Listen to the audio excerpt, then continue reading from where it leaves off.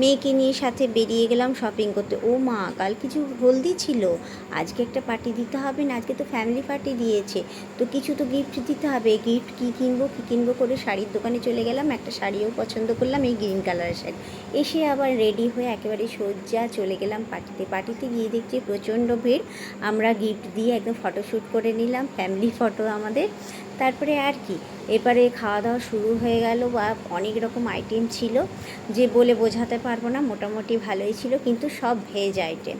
তো লাস্ট পর্যন্ত আইসক্রিম খেলাম। এবার শুরু হয়ে গেল ওদের যে যে নিয়ম কানুন, সেগুলো সব নিয়মই হয়েছিল।